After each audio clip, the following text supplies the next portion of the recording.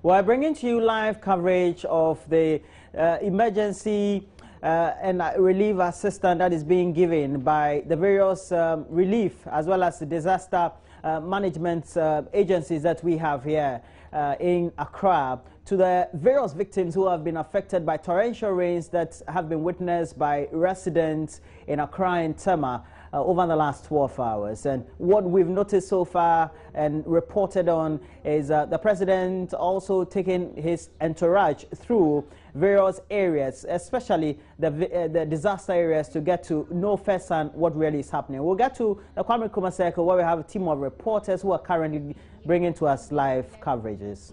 Also yet to see the damages that has occurred. NADO is also around, the policemen here, firefighters all around, trying to put the people under control. You can't get access to the place. They are blocking the places. No car is allowed to pass.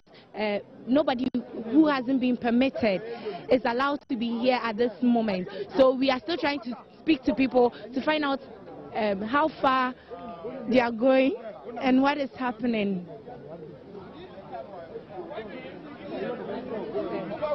Can we find out the time the president left?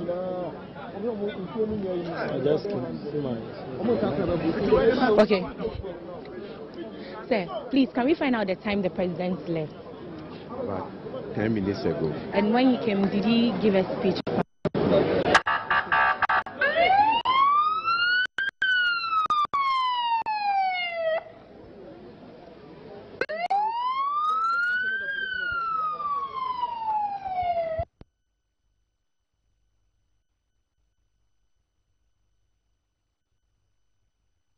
We're telling you there's an alert not only from the regional minister's office but also from the National Disaster Management Organization, the agencies such as the military, the Ghana National Fire Service, as well as others, that people should stay put. And we're bringing to you live pictures from the Kwame Nkrumah Circle of victims who have been affected by 12 hours of torrential rains in Accra.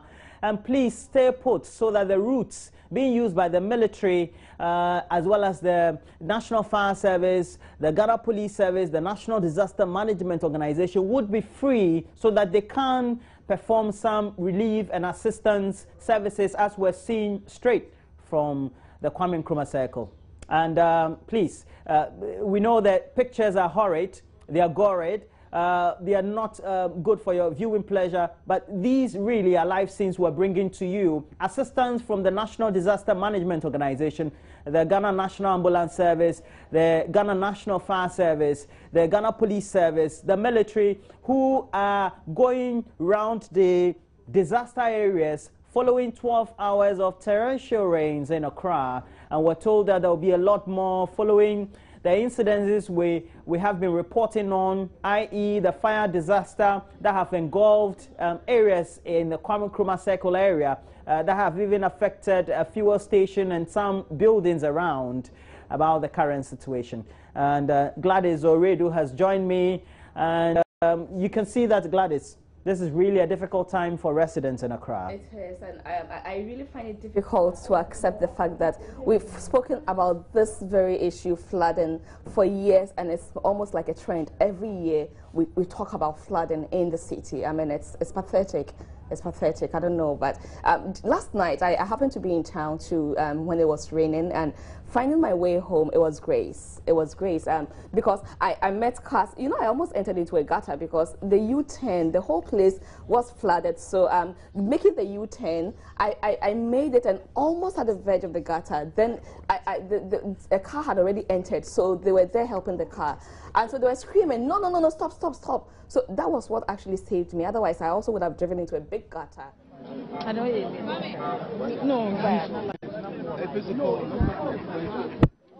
a relative of one of the victims from the Kwame Nkrumah Circle. Okay. Well, as and when we get the audio, we'll try to bring you that very interview. And usually, many of these victims, as well as the relatives or guardians of those victims who relive experiences they've had over the last 12 hours. And we know that the president is also leading an entourage to visit many of the disaster areas to get to see firsthand how essentially the disaster has been, how devastating it has been on the various households and inhabitants of the affected areas. And we know that the military as well as the Ghana National Fire Service have moved in with their equipment to make sure that they assess the current situation. Yeah, but really, I don't, for me now, we shouldn't even be just talking about the problem, but the way forward. We don't need authorities telling us about how we have to do this, we have to do that, like that has become the usual talk. Now we need very specific ways out. The Silton, is that going to happen? The broken down drains, are they going to fix them? You know, for how many years now the Achimota big drain, storm drain, actually the wall came off? I don't know if they fixed it just yesterday, but as of yesterday, the place is still not fixed. And so for such drains, and people live along the drains. So when these things happen, they flood the whole area, and that is when we have NADMO getting too much work, getting overwhelmed by the disaster, and so very little help is realized in the end. I don't know, but last night I was terrified, and what I am seeing from Nkrumah Circle is really, really well. What we're getting from officials is that we need first to look at how we can tell the story of those who have been affected, and the relief that is going to, or the current reconnaissance missions being undertaken to the disaster areas, so that at least we can bring a lot more relief to them. We have on your screens lines that you can call 03022 116912, and already we have a business analyst who is a resident of the Lakeside Estate. Nana Mensah is on the line. Okay, you're a resident of Adenta, Nana Mensah. Close to the Lakeside area. Okay. Yeah, and this morning the place is virtually impassable, most of the roads, and particularly, you know, there's this Cancer Research Center, okay, and that leads to the lakeside on the left. There is a bridge, a place called Tipa, and then there are the main streams coming out from the new Katamanso area to the new Legon area, which is terribly bad. The place was dredged some time back, but it didn't work. I think we didn't do enough work. On the main street, the trunk roads within the new Legon, etc., the roads are just terrible. Some people couldn't get home yesterday. They are just arriving this morning. So that is the situation. Now, those residents that you've observed around you, how have they been coping with the current situation? Because we know the lakeside area has various water bodies that usually when it rains is always inundated with a lot more water density than residents would have witnessed. So early, you know, when the rain started at night, some people began to leave. Those who realized that they couldn't cope in the morning left early yesterday night, and they didn't spend the night home. Some of my colleagues are just arriving home this morning because they also couldn't get through to town, out of town yesterday. Either they were coming from inundated areas like Circle, Aveno, etc., and decided to spend the night with friends, and they didn't get home at all. Some are now coming home. So that is the situation here. Well, thank you very much. Nana Mensah, a business analyst who is a resident of Adenta, actually that part of Adenta that is close to the Lakeside Estate, giving us a vivid description of how residents within the Lakeside Estate area have also been inundated by the floods following 12 hours of torrential rains that have been witnessed in the main capital and the outskirts. And we'll bring you a lot more of those reports. But right now, we have Seth Kwame Boateng, and Seth Kwame Boateng is with the Interior Minister, and you want to give us what really the situation is by way of the Interior Minister's own assessment of the current situation. What really is the situation from you, Seth Kwame Boateng? Circle a while ago, and now we have come to the Obichibilamte runabout. The Interior Minister is here with the Mayor of Accra, officials from NADMO, the Deputy Regional Minister of Accra, and they are assessing the impact of the rain, especially at the industrial area. You know, we have a number of showrooms here, and it's serious, the devastation. So the minister is presently here, and I'm going to speak to him about what's briefing here to see and what we're going to do from here. So it should be a good yes. So Yes, sir. Roland, hold on. I'm getting the minister. Right. So Seth Kwame Boateng is with the Minister of the Interior. Roland, I have him now. Okay. Welcome to join you, sir. Honorable Interior Minister. What briefing have you received so far? Well, I'm still receiving the briefing. It will take some time for them to, because I have to get a brief from NADMO, brief from the police, get a brief from the fire service. I've just started with the brief from NADMO. After that, I'll get a brief from the fire service and then the police. But what I have seen myself, I think that damage has been quite considerable. And I think there's a lot of work on it. We have a lot of work on our hands. Yeah. So right now we have come to the Obechebi area, a circle area. What are we doing here? Well, we're looking at the spillage of the drains here. You know, the showrooms of these car companies are flooded. I've seen some of the cars are in water, and there's a lot of damage to the drains, and that's what we're looking at. And from here, where next, and what will be done? Well, we're still looking at the areas which were badly damaged, and once we go around, we'll be doing our assessments, and then we'll determine what should be done for the people. Okay. Thank you. So, Roland, the ISPO has just started. From here, I understand we are going to a number of worst affected areas to see the extent of damage and destruction as well. Well, thank you very much. Seth Kwame Boateng is currently with the Interior Minister, and the Interior Minister is going around the various areas which have been affected by 12 hours of torrential rains. Now, the pictures you're seeing, the pictures we got then live, now, of course, now being played back to you, of the scene around the Kwame Nkrumah Circle area, especially the Gulf filling station just close to the GCB Towers and the main Kwame Nkrumah Circle area, which was inundated by floods.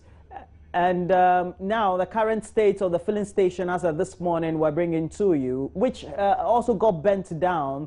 And just around the area of the vicinity, there were several lives that were lost. According to Elton John Brobe, our lead reporter, who had been there the latter part of yesterday evening up to this morning, saying that several people lost their lives because they took shelter at a pharmacy that was close by. Many of them workers around the Gulf filling station, around the offices in the area.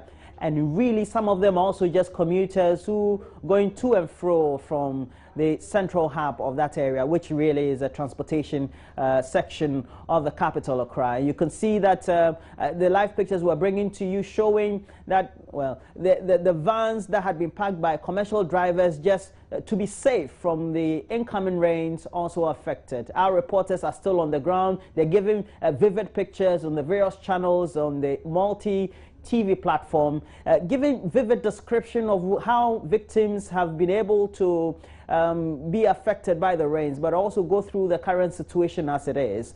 The president is leading also a team to various disaster sites as well as affected areas.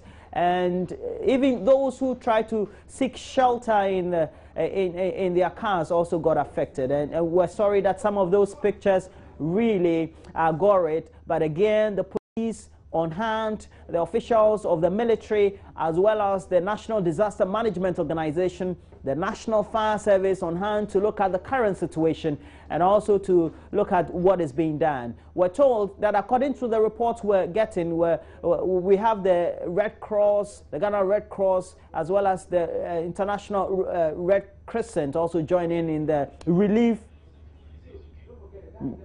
assistance being given to the residents in the various areas.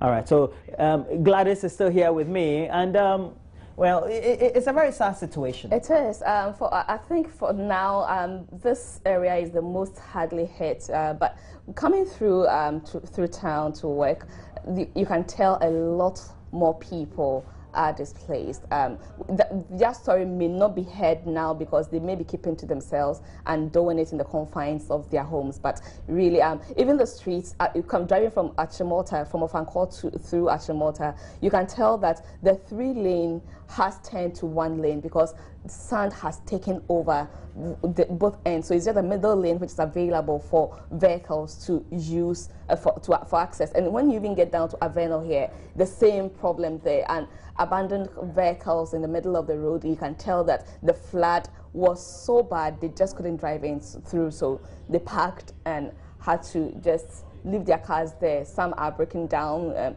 For the number of cars that entered the gutters, my gosh, I can't count them. It really, really has been very, very sad. And well, it's difficult. It's difficult. I don't know why we have to talk about flooding, the city flooding every year. And the moment the rain stops, you find monuments being raised on waterways. They fill it, they erect, they erect very solid retaining walls that definitely the water cannot break, and they just build on. Authorities, they go to work every day. I wonder what they go to do.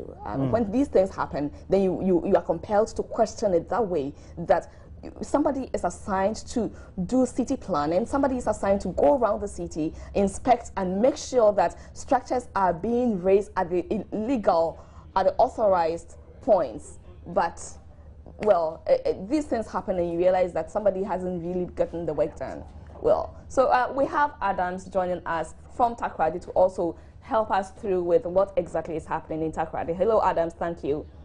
Yeah. Yes, I am Adams. Tell us what's happening in your area. I'm living in Takoradi, and I've been following the story you've been highlighting on your telly, and I'm very sad because Accra is my hometown. Okay. As for Takoradi, we are blessed because the town was really planned before the land were applied for buildings to be built. When it comes to Accra, my worry is that hello, Adams. When people are the line doesn't seem to be stable now, but we hope that Adams, you get back online and help us through. Tell us how well planned Takoradi is and the fact that you are blessed, so you are not going through this problem that Accra is facing at the moment. But really, we look forward to the day that June, July is here with us in a particular year, and we don't have to be talking about flooding and disaster and loss of lives and all, because there must be an end to this problem at a point. You go through town and you see filth, you see the debris, rubbish that the rain has really brought out of the gutters or from whichever corner these have been kept over time. We also partly to be blamed, Roland, because I don't know. As it was raining, people saw it as an opportunity to, empty their waste bins, empty their sewage. And it happens every time.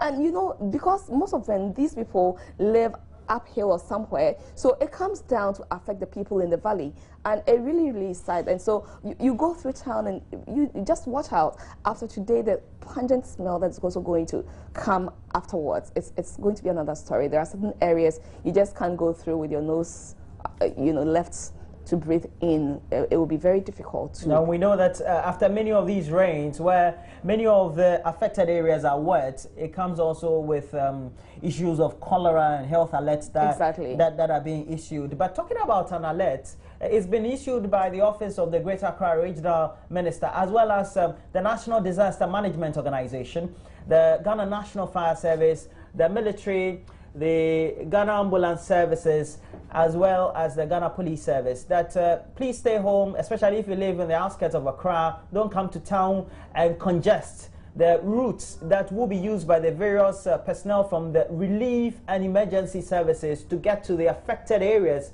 and ultimately the households and the victims who have been affected by the 12-hour torrential rain that has inundated Accra. created a lot more havoc for many of the areas, notably noted for being at the walkways of the flats usually when they come down in Accra. And Gladys, were told by the meteorological agency and the various meteorologists and the experts there that we should expect a lot more of these in the coming days, in the coming months. This is just day one. What do we call it? The tip of the iceberg? The tip of the iceberg, yeah. And if there's more to come, well, God be our help. Well, we're bringing you live pictures again from the Kwame Nkrumah Circle. This is what we have done here. We've stationed various reporters at the disaster affected areas following the 12-hour rains, notably the Kwame Nkrumah Circle area, Malam, Alajo. Some of those areas that we know have been affected by the floods, and they have been, over the period, able to bring us vivid description, vivid pictures and testimonies of the victims and how they are coping with the 12-hour rains. And the president has always been on hand, going around to some of the disaster. He does very areas. well. He inspects on time. But right now we have Francis Aban, who is at Circle. The president has just left there, and he's joining us online to tell us exactly how the place, after the president left, how is the place, Francis? Well, the president left about 25 minutes ago. He came to assess for himself the situation here at the oil filling station at Circle. Now, he was brief in his words after seeing things for himself and visiting the various adjoining buildings next to the filling station. Now, he was clear that this is a sad day for the country. The floods are really affecting a lot of things in the capital. He says that he's asked that some investigations be done as to what actually happened here at the oil filling station, for which reason we're seeing this major catastrophe this morning. He also indicated that it's about time they move to take drastic measures in view of what has happened and the number of lives that have been lost as a result of this fire accident. He says that oftentimes when government wants to take drastic measures in ensuring that these calamities like this do not happen in the future, there's a certain sympathetic pushback that comes with it. And so he's asking that at this moment in time, government is given that leeway to be able to take tough measures to ensure that we don't see a recurrence of this major accident like this today. All right. Is the crowd still there, or they've been able to move them away? Well, I don't see fire, but I still see some measure of smoke in the air, especially from the filling station and one adjoining building. But if you come here, there are still bodies lying here. I need to indicate about 3 or 4 of them at the filling station. There's also a pool of blood I saw this morning, just a few seconds ago. The fire service, the police service, the security agencies are here trying their best to pull out everybody out of the zone. I spoke to an eyewitness some 10 minutes ago. He saw it happen from last night till this morning. He says that almost everyone who was at that filling station did not make it. Almost all of them lost their lives. You have an idea how many workers were there at that time? Sorry, could you ask that again? Were you able to also gather how many workers were at post at that time? Well, he tells me that there are about 20 who work at the filling station. Those who dispense the fuel, those in the mart here, and those who work in the fitting shop in the corner. So collectively, he tells me the number stands at about 20. I see. But we are also told that there was a crowd there this morning. Have they been dispersed now? Sorry, could you ask that again? I'm finding out the crowds that assembled there, have they been dispersed now? Well, they've been kept at bay. That's what I can say. You can still see lots of people trying to catch a glimpse of what's happened here this morning. Just on my way here, moving in to see what had happened, I saw lots of people from the Kwame Nkrumah Circle who had gathered close to the GCB Bank and also on the other side of the interchange that is being constructed just in front of Barclays Bank. Lots of people standing, looking on, trying to understand what is happening here. Looking at the pace the fire service, the rescue team is moving, can they move all the bodies within this very short time? I spoke to the head of the rescue mission. They tell us that their work is not done. They've retrieved a number of bodies. They are unwilling to give us a definite number, but I hear the numbers keep increasing by the minute. Speaking to some people here who work with the security agency, some have mentioned 150 as the number of people that have been pulled out of the sea. But the official figures we heard from the fire service some minutes ago was standing at 73. We still don't know if there are more in these buildings that are still trapped in there. we'll get a sense of what's happening in a couple of minutes. If that's when the security agencies have said that they would address us and tell us what the latest is. All right, Francis, thank you so much, and keep your eye on the ground and fill us in with more updates from Circle. We also are joined online by our reporter, Ridwan, who is at Odona now. Ridwan, how's the place? Well, Gladys, I must say that this is a very sorrowful spectacle here at Kwame Nkrumah Circle, particularly the Odona market. The market women here just can't believe what they are seeing today. I followed a combined team of NADMO officials and police officers right from the Vienna city through to the market. And I must say that for every 30-second drive, we find about 2 or 3 dead bodies. And so it is indeed a sorrowful spectacle here. If you move from the station, there's a big drain there. You see gentlemen getting into the drains, rummaging through the drains to see whether indeed there are dead bodies. And I'm saying that the death toll keeps rising by leaps and bounds. And so I believe by the end of the day, we would have a better appreciation of the whole issue. But the head of the rescue team is unable to give me the exact number of dead bodies they've retrieved. But approximately, we should, the number should be around 200, I should say. I see. I mean, from how you're saying it, it looks like the whole place is still very flooded. Water is not moving away. Hello, Gladys. I can hardly hear you. I'm asking. So, from how you describe the scene, the water is still stagnant there. It's not moving. Yeah. Well, the flood level has improved, but it's still a source of worry. It's still a source of worry, but the water level has improved because, as I indicated earlier, we have some people already distilling data, so they would be able to step in to retrieve more dead bodies. I see. How about property? Looking around, how much is gone? Come again. How many properties are within the area you find yourself?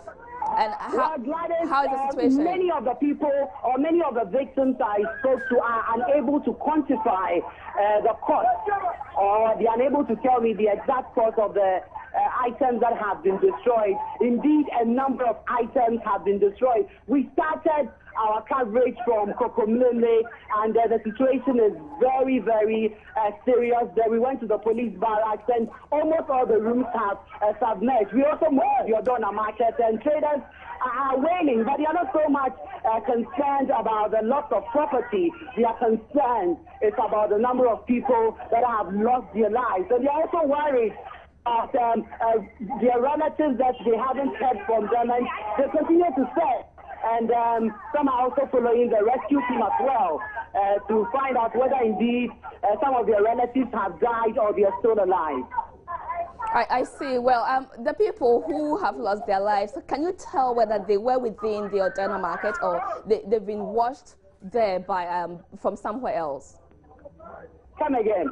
I'm asking the people who have lost their lives, have they been washed from somewhere else to Odona, or they were within Odona market or something like that? Well, this is the same question I have been posing to the people in the area, but they are unable to tell because you find them anywhere at all. And so I don't know whether it is the flood that has brought them out, and or whether indeed it was exactly where they were standing that they died. So I'm unable to tell. But as I said, at the end of the day, we would be able to have a better appreciation of the issue. As I indicated earlier, even the rescue team is unable to tell us the number of dead bodies they've retrieved so far. And so let's hope that by close of day, we get a better picture of this disaster.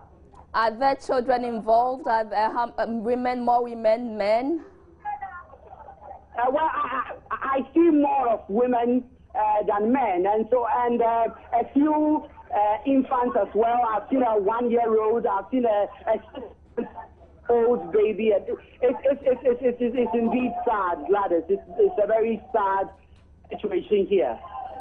All right, Ridwan, thank you so much. I will keep coming to you for update from the Odona market, to be specific, within Circle. Roland, I don't know, but how many years ago and the Odona storm drain was desilted? Several years ago. I put you on the spot. So, yeah. Yes, but the point is, consistently, it's about the attitude of the people. Yeah. You know, if the attitude is not right, it makes it difficult even for enforcement of regulations. Yeah. Where a country of a group of people, a population, we insist on our rights. Yeah. If we want our rights to be bequeathed to us, we also have a responsibility to society. We have a role to play. Yes. We have a role to play. Every right you want to get also comes with a certain responsibility. Sure. The point is, we've not been responsible. And we've all been either victims or observed, but also perpetrators of the current state of where we are. Yeah. I mean, if, let's say, you have rubbish in your home, you heap them. Do you put the rubbish in your car when you get onto the motorway or you get onto the NY and throw it somewhere when nobody is looking? But a lot of people do that. The congregation of all this. Yeah. So we're people with not the right attitudes. And so until we have an attitudinal change, then I don't think that we need to say that, well, the various city authorities need to ensure that they enforce regulations. We all have been victims of floods decades, years ago. We grow up, we get enough money, we're going to build. We build on a waterway close to Wager, a plush building. Haven't we perhaps flouted the regulation? Yeah. Building permits are not adequately sought, but we still go and build. So that's where we are. We can't say that the floods that we're witnessing today just happened. Yes. Yeah. It's because consistently over time we've witnessed some of these things. For me, I feel very sad, just like you and the population of the audience just watching us this morning. It's a pathetic scene, but it's also because we haven't done right by ourselves. I'm also tempted to ask the monthly cleaning up exercise that is currently ongoing. Every month you have political leaders joining residents to clean the area. Didn't such thing happen within Circle? Yes, it did. But the point is that even after a couple of months, we started criticizing the whole exercise in itself. So we need to put all hands on deck. It shouldn't be about politics. It should be about the well-being and the welfare of each of us. And if we feel that is an ultimate goal, and we all put all hands on deck, yes, you can vote a party out or a party in when you come to the election, but how you live day by day before the next election comes, it should be important for you. Do you also think that sometimes by our own attitude we take it to work? So the Zoom Lions, the AMAs, who are in charge of our rubbish collection, don't you think we have persons in there who by their own attitude also extend it to work and so do not get the work done appropriately? I can tell you that the best is done as far as those organizations are also concerned. Of course, they are human institutions and they have flaws. But you see, I'm asking this question because I personally have witnessed, forgive me, but it was a Zoom Lion truck that had to collect rubbish, but they got there and they said the people hadn't gathered it the appropriate way. So they left it there and it was in the middle of the road by a gutter. It's also by people's attitude. You're supposed to do the right thing, don't do the right thing, so that it can also ease the collection of rubbish. So I guess we're all, both those who are supposed to ensure that the right thing is done are also not doing enough, and we who are also expected to complement their activities are also not doing it. I guess it's a symbiotic relationship. Yeah. You help each other, and then the next point in time, somebody also helps you. I don't know why in some developed economies, in more developed societies, they know that, well, the regulation would say, I shouldn't do this, throw rubbish on the streets. Yeah. But even when somebody is not watching, they don't throw rubbish on the streets. It's been imbibed into them. Beautiful. It's within because their many of us have traveled, we've gone to the UK, elsewhere in Europe and the United States. You can't tell me that, well, when people are not watching, they do bad things all the time. Sure. Yes, they do bad things. But do they do bad things all the time when people are not watching? You can't tell me that. For us, when people are not watching, we do bad things all the time. Even when they are watching, we still do bad things. What we call takashi. You have to just open your eyes wide small and you get through with it. And it looks like such people always get away with it because it's more like your strength determines your freedom. And so if you don't have that lifestyle, that aggressive lifestyle, you can get through. So you end up being the only one following rules and regulations and principles and guidelines, and the people who are aggressive get away with their bad attitude. And we all live with it, because I am sure people within the Odona market, people within flooded areas may have contributed their bit to the flooding, but will still sit and call on government for assistance. And that's what we are all seeing today. It's sad. It's sad. It really, really is a sad day. We still need to.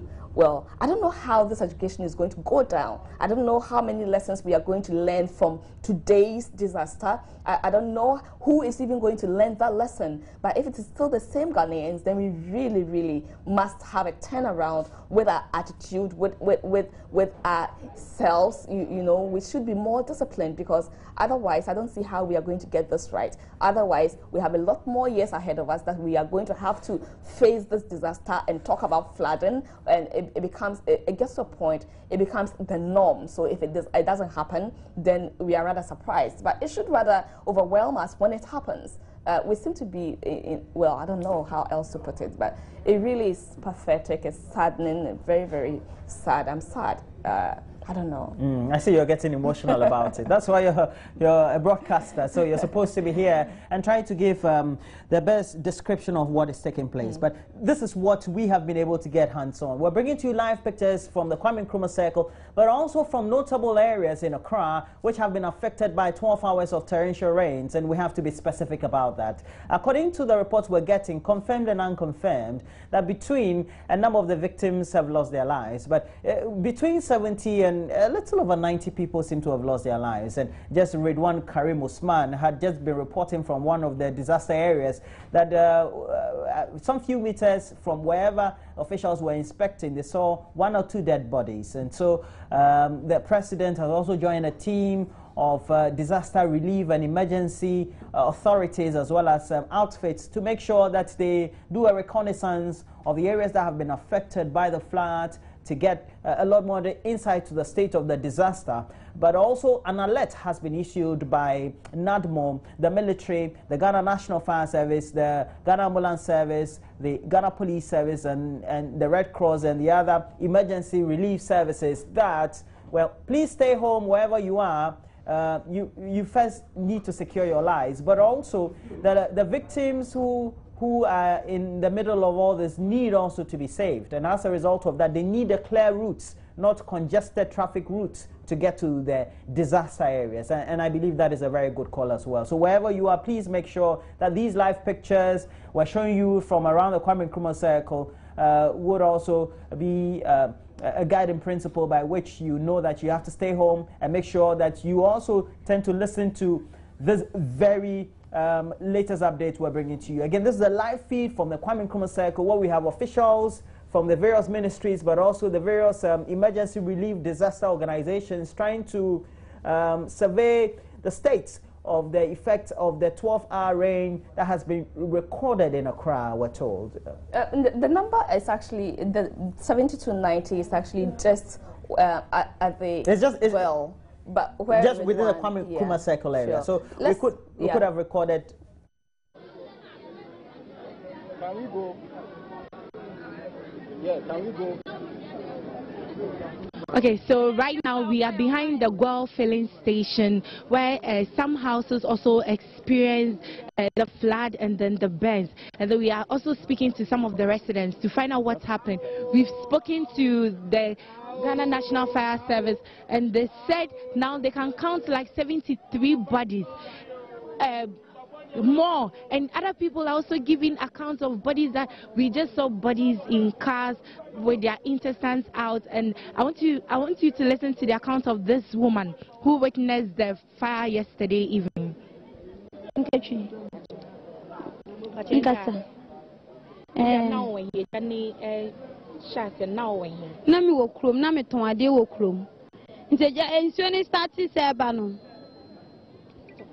Insuani started sebano na miniminu eyi eno me nyina si table so efe de insuani bakese kohwe pampan bi aba pampan petrol wom crazy wom diesel wom ni why sent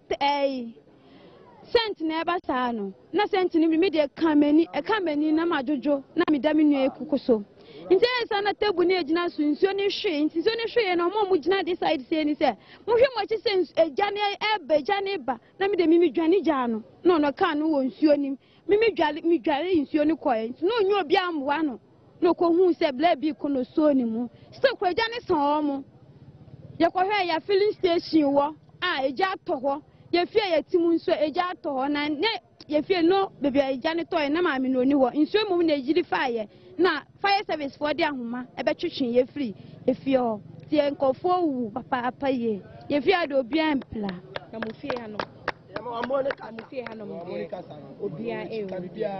obi anwu na ye nyoma na se ye bibia ko na wankasa nkofo anyi na ohun se wo mewu nkofo de bebre kwa filling station wo boys wo carpet for boys am hu mo doso me call market wo me benyina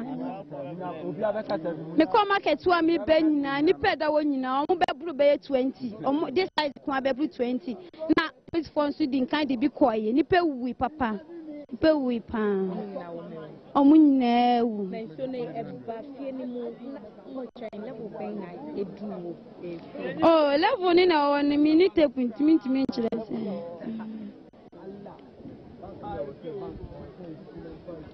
Okay, so we are entering the house now to see the level of the water and then the damages the fire caused. And as you can see, that is the level. That is the level of the water. This was how far, or this was how high the water came. And it entered every room in the house. Everything was destroyed.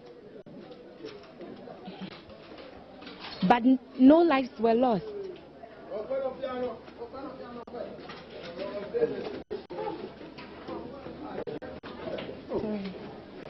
Sorry.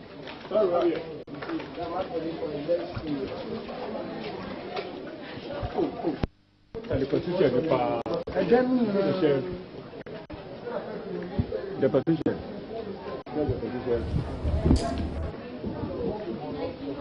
Okay, so that is the petrol shell right in front of them or behind them, if I may say, and everything is bent. Everything.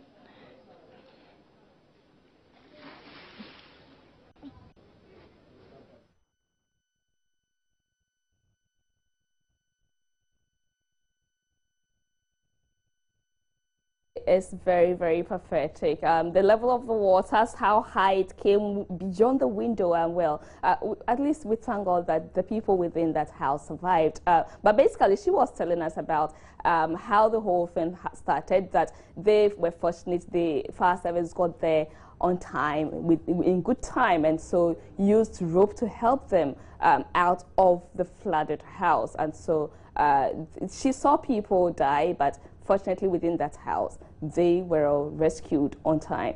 We have online Nanayao Akwada. He is the Executive Director with the Bureau of Public Safety. Nanayao, thanks so much for joining us. Yes, Nanayao. So the situation is gory. What do you make of it?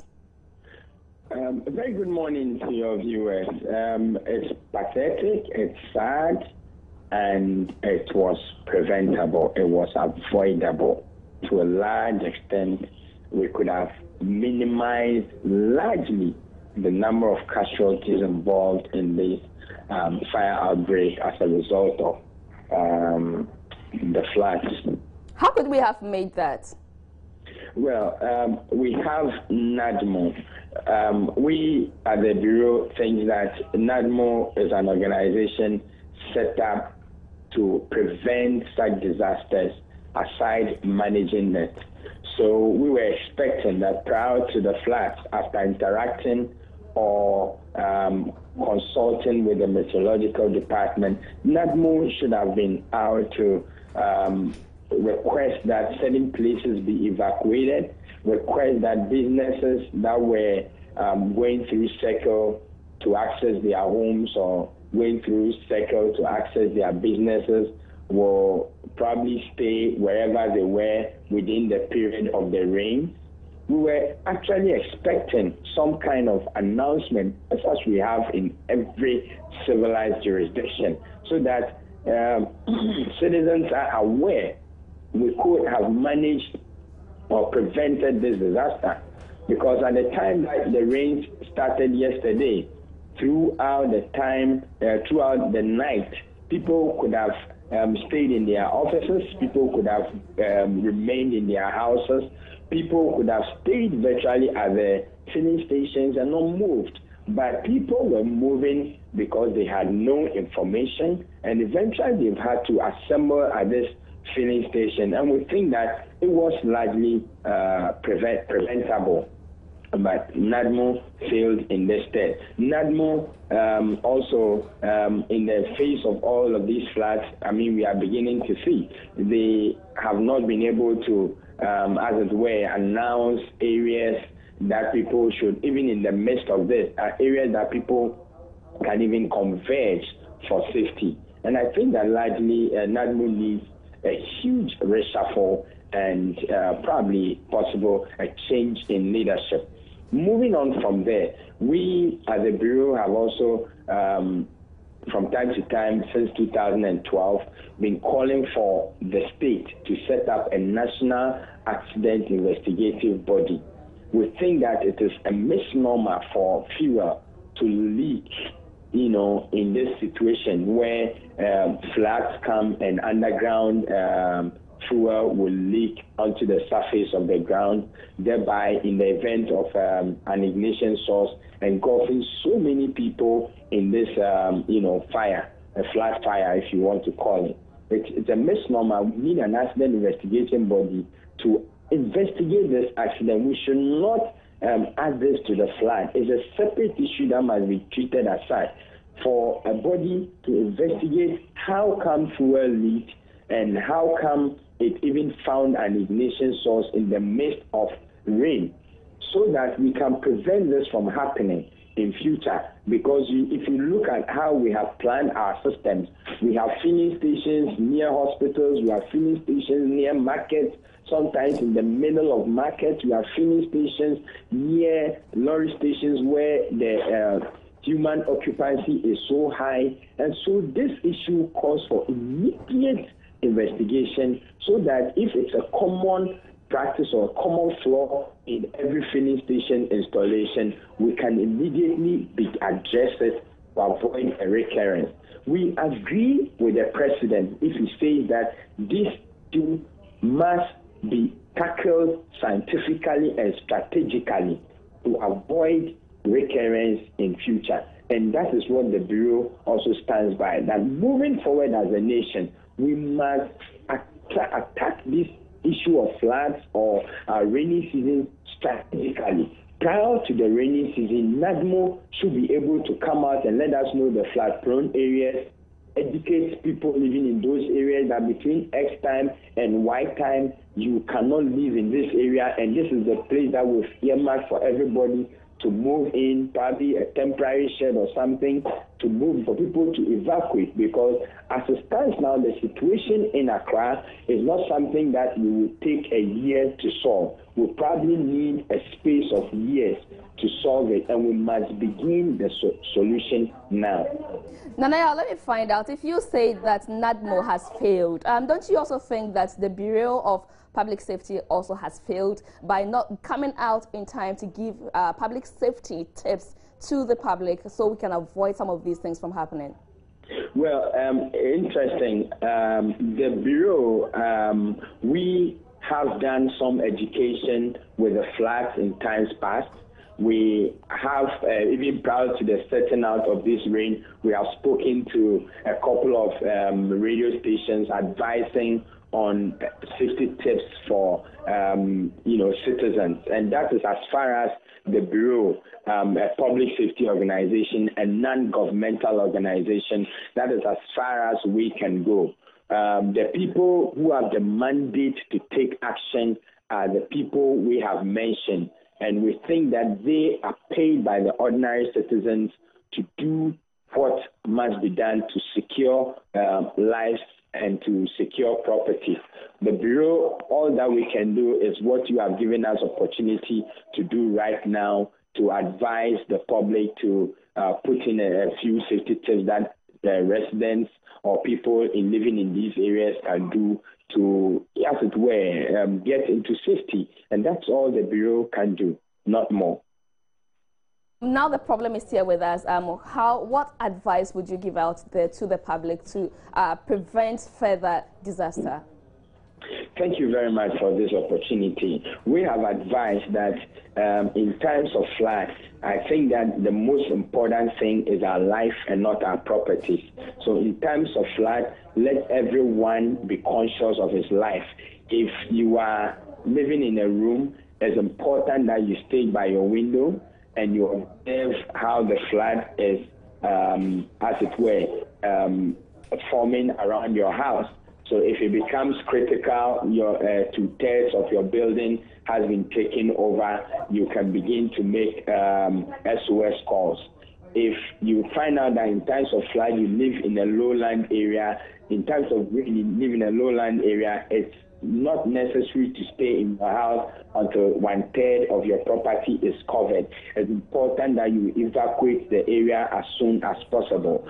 If you happen to be in transit and the flood has become very ferocious, it's important that you look for a higher ground and remain there. If you are in a vehicle and the flood is, the vehicle cannot move again, do not stay in the vehicle because the flood is going to rise and carry the vehicle away. It's very important that you abandon this vehicle and move to a higher ground. It's also important that when you are moving in a flood area, you must understand that there are underground currents, underwater currents that might have changed the character of the ground that you may be familiar with in times past or a couple of days ago. So when you are moving in floods, you move slowly, you walk slowly because the character of the road may have changed.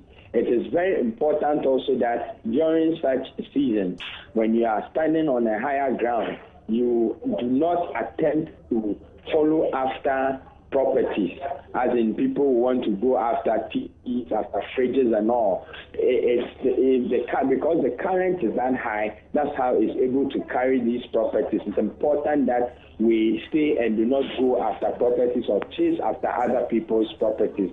When we do this, we are guaranteed a significant percentage of surviving floods when they come. All right, Nanayao, thank you so much for those safety tips. We have been talking to Nanayao Akwada. He is the Executive Director with the Bureau of Public Safety. We move over to the circle where our reporter Francis Aban joins us with more updates. Hi, Francis. What's happening there now? Hello, Francis. Francis, if you can hear me, what is happening now? I can hear you, but when you connect me to the studio, I can't hear a thing. Francis, what is happening now?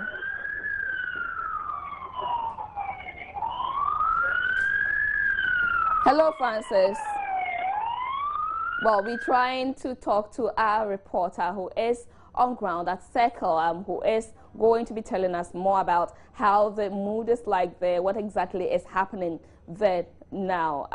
Let's just take a breather here. When we come back, we will find out more about the damages the rain may have caused.